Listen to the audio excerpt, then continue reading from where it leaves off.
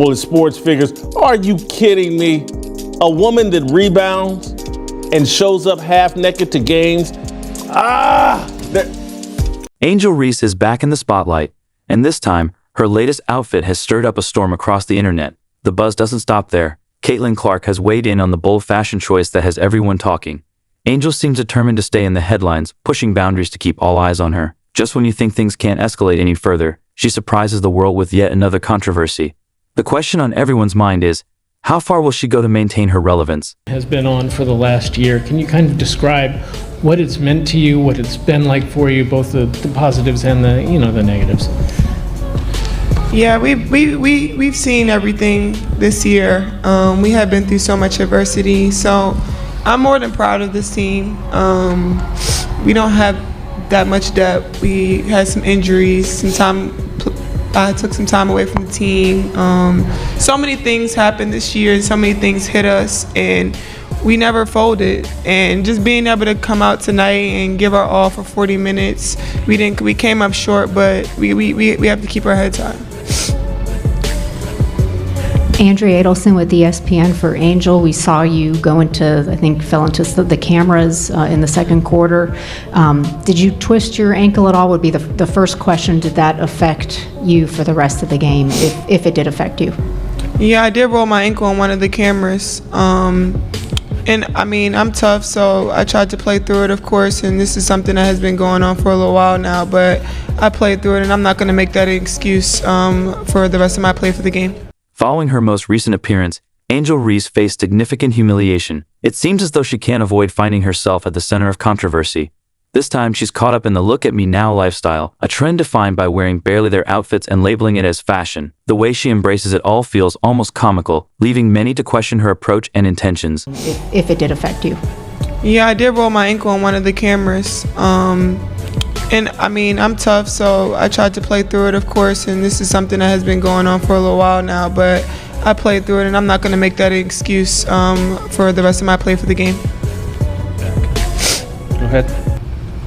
Michael Cobble, WBRZ TV in Baton Rouge for On one hand, Angel Reese's outfits make it seem like there's a fabric shortage, designed solely to grab attention. It's akin to walking through Times Square practically naked or carrying a giant stop sign on your forehead, inviting people to look. Yet, on the other hand, she's playing the victim by complaining about deepfake AI images circulating online. This behavior showcases a classic example of hypocrisy, leaving many disappointed in her contradictory actions. Have the one and only Angel Reese here with us on set. Angel, congratulations. Thank you. And I thought that you broke the internet when you declared for the WNBA, when you declared in Vogue that you were headed to the WNBA, but you're breaking it tonight. Tell us about this outfit, because I know there's a story about how this came together. Okay, so I had ordered a dress like a couple months ago, just got it a week before and it didn't fit. So I got here Wednesday. I didn't get this dress till Friday. So I just got this dress, 3 days ago? What? And It's made. Luckily, I got it put together. Bronx and Branco, and then I had a Simon Miller clutch, and then Christian Louboutin. It's giving. It's giving. I love it. Yes. You talked about busting the internet and talking about you made the decision to come to the WNBA. I remember when you posted, should I stay or should I go? And you decided to go. What went into making that decision? It was a hard decision. LSU was so good to me. The community there, they inherited me into the Bayou Barbie, but it was time for me to take new beginnings, and I was excited. I did a lot in college. I won a national championship, and I'm getting my degree, and that's all I ever wanted out of college. So I did everything I wanted, and now it's time to start over, so I'm excited for it. And one thing I love about you, Angel, is that you talk your talk, but you also back it up. And one thing I appreciate about you is this week we've seen you in the gym. We've seen you cooking in the lab with, I think it was Chris Brickley. Let's be real. If you're going to complain about how people perceive you, maybe don't wear outfits designed to spark all the wrong kinds of conversations. Once again, Angel Reese reminds us of the current trend. The less clothing you wear, the more attention you attract.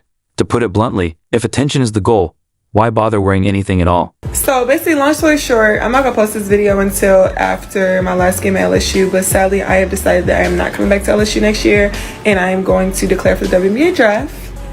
It was obviously a hard decision for me to make, but it's best for me, my career, and my family. So be happy for me or don't. I don't care. Anyway, to announce that I'm not coming back next year, y'all know the Bayou Barbie got to do it big. And to announce that I'm not coming back, I am going to be in Vogue. Not Teen Vogue, I've been in Teen Vogue before, been there, done that. Not European Vogue, not American Vogue. Front cover Vogue. Don't ever say the face card, don't eat, cause yeah. When you've been in Vogue, then you let me know, okay. But yeah, I'm gonna take you guys with me to my photo shoot today. I'm super excited. The hair's not technically eating just yet, but you see, this is fresh out of the shower, fresh out of practice. Yeah, but let's go, I'm in a rush. Okay, this is Jacqueline. She needs a man, guys. Anyway, we just got here. We got Jordan on the makeup, period. Hannah on the hair, period. We're about to start the makeup, period.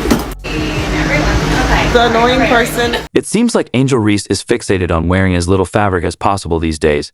Her fashion choices suggest she's more focused on grabbing attention than securing her place in the Hall of Fame. When did dribbling and shooting hoops turn into an opportunity to strut around and bare their outfits? Since when did basketball become an excuse to dress as if you're heading to a strip club at 2 a.m.? Or even the whole draft process for me, I got lucky. I'll always say this, and I'll forever say this.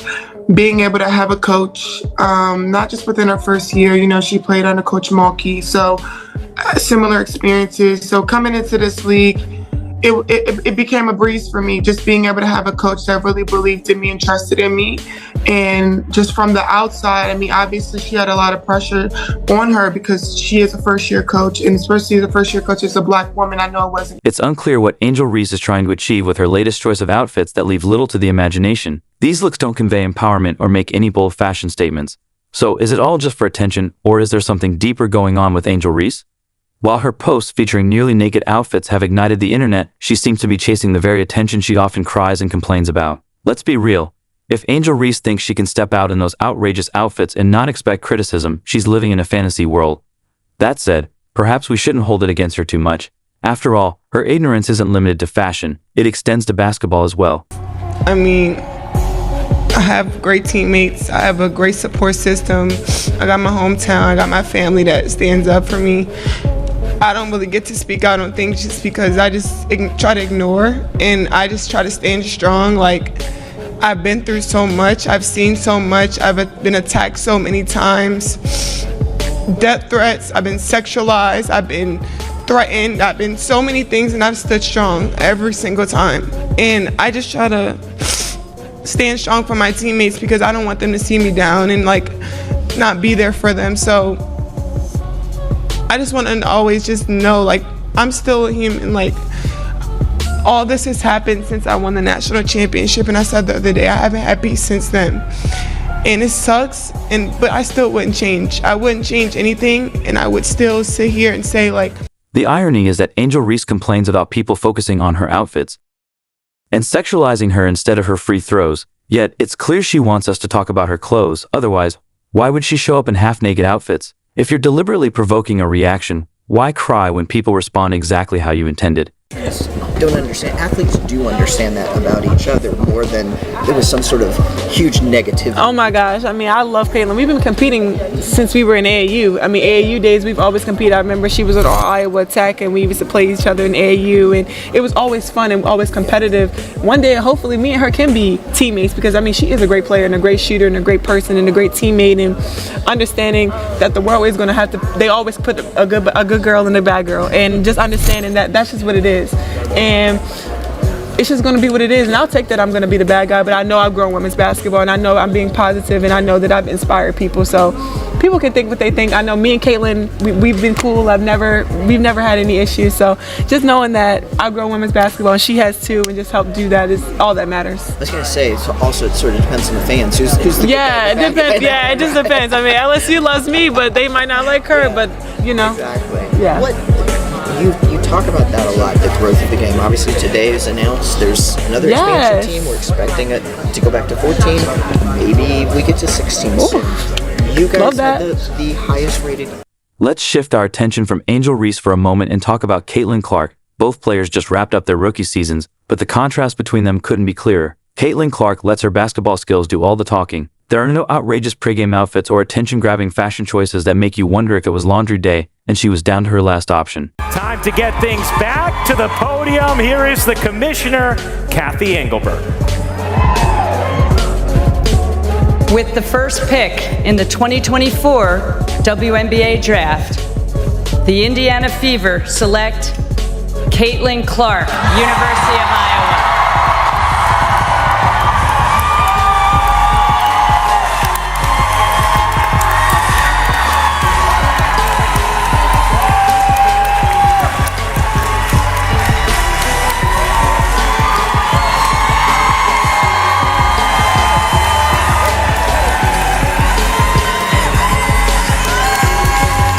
Well, Caitlin Clark hugging her family, her brothers, Blake and Colin, her father Brent, her mother Ann, and heading to the podium. She is officially a member of the Indiana Fever after as decorated a collegiate career as we have ever seen. However, it's not that Angel Reese didn't have a solid rookie season, far from it. Her first season in the WNBA was truly one for the ages. The impact she made, both for her team and the league as a whole, was undeniable. Her presence on the stat sheet highlighted her performance in a way that few players in WNBA history have achieved. Let's start with the rookies. Angel Reese and Caitlin Clark have led Chicago and Indiana to big wins, taking down two of the top teams in the league. Chicago, big win on the road over Seattle. Angel Reese's double-double streak extending her record to now 12 straight, Carolyn Pat. And she has put in the work. And let me tell you, in this game this weekend, not only was she rebounded, she hit two threes. Don't question that perimeter shot. Okay, she and Kennedy Carter really went to work. Big win for the young Sky. How about SZA recognizing game, saying she can't wait to go see Angel Reese play some basketball. All right, SZA, we want to see you in the stands, okay? Well, speaking of making history. Miss us? Welcome back to First Take exclusively on YouTube. Stephen A., let's get after it. Let's do it. Can I get a little smile from the fans? Why are we worried about my smiling for? As long as you smiling, that's all they need. I mean, you're kind of mean mugging. You're kind of mean mugging for our first YouTube segment of the week. All right, time for a quick take. Let's start with the Queen. Angel Reese announced to social media over the weekend that her rookie season has come to an end after unfortunately suffering a wrist injury that will require surgery. The number 7 pick in the draft finished the season averaging over 13 points, 13 boards. It's the highest rebound average in the history of the W. Reese also set the rookie record with 26 double-doubles. Stephen A., now that her season is over, how would you grade her rookie campaign? Very good, very impressive. She deserves a lot of credit for it. Feisty, goes out there, fights, gives it all she's got for her teammates every day. And they were relevant for a while before they went on this latest losing streak.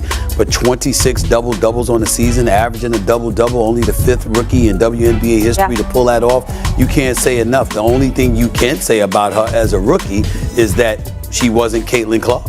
That's about it. Everything else is nothing but positive, and even that is positive because everybody ain't gonna be, the female version of Steph Curry, for crying out loud. That's what Caitlin Clark is, playing two different positions. But Angel Reese deserves all the credit in the world. Heck of a season. Heck of a season. I think she's got a really, really bright future. Angel Reese averaged 13.6 points, 13.1 rebounds, 1.9 assists, 1.3 steals, and 0.5 blocks per game in her rookie season. She shot 39.1% from the field and 18.8% from beyond the arc, though attempts from deep were few and far between. So it's an early debate. Who should be Rookie of the Year? I don't know. I don't have an answer to it. I don't think. Grant Hill and Jason Kidd. I apologize.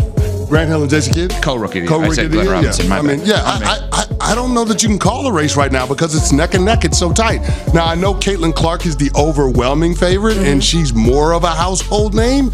But, Angel Reese is no slouch in her own right. She's got the WNBA record for the amount of double-doubles, and whether you're a rookie or not. She leads the league in rebounding, rookie or not. She has done some phenomenal things and is a big part of the culture change that's happening with the Chicago Sky. So I don't want to dismiss anything that she's accomplished, but I think people recognize Caitlin Clark a little bit more. I think she has proven to be transcendent, and coming off of what she did last year in the collegiate ranks, being able to set the points record for men or women, I think that momentum is ultimately what's going to be the deciding factor in this race that she's having for Rookie of the Year. But Reese set a career high of 27 points on July 5th against the Seattle Storm and later grabbed a career high 22 rebounds on August 25th against the Las Vegas Aces. People often mention Caitlin Clark. You've said in interviews, there's no beef, but the media keeps going on. So how do you feel about that situation? Caitlin is an amazing player, and I've always thought she was an amazing player. We've been playing each other since high school. So I think it's really just the fans, her fans, the Iowa fans, now the Indiana fans that are like, they ride for her. And I respect that respectfully, but sometimes it's very disrespectful. I think there's a lot of racism when it comes to it, and I don't believe she stands on any of that. But when it comes to death threats, like I'm talking about people have come down to my address, follow me home. Like it's come down to that. Multiple occasions, people have made AI pictures of me like naked, literally. Really? They have sent it to my family members. My family members are like, uncles are sending it to me like, no, are you naked on Instagram? It sucks to see that, and it's really hard that I have to go through that, and now seeing other players even having to go through that. Reese wrapped up her season with an impressive performance, posting 24 points and 12 rebounds in a victory over the Los Angeles Sparks on Friday. While she set the rookie record for double-doubles, she was just too shy of tying Alyssa Thomas' WNBA record of 28 in a single season. An injury kept her from breaking that record this year, but it wouldn't be surprising to see her achieve it at some point in her career, possibly as early as next season. Next voice. However, Angel Reese continues to tarnish her image with provocative outfits and questionable decisions, only to complain about the backlash. It almost seems like she wants us to forget that since winning the NCAA championship with LSU, all she talks about is the attention she receives. What's more, ever since that victory, I think that's what's bringing to the game and elevating the game right now. As you can see, like throughout the WNBA, throughout college basketball, like trash talking is what we're doing now, and that's what we're going to continue to do and keep building that up. That's what I do. Off the court, we can either be friends or we don't, but between them lines, I'm a dog. And everyone loves that attitude. If you don't love that attitude, then really you don't even love sports. Before the season began, though, there was a call-out conversation about the physicality of the W and how veterans would fare against high-profile rookies just like yourself. You had a moment just a few days ago with Alyssa Thomas, and obviously you spoke on that. You said that, hey, this is just what happens in the game of basketball. Overall, what stood out to you so far about the talent level in the W? Hey, you can't take a play off. These vets, they're really, really good.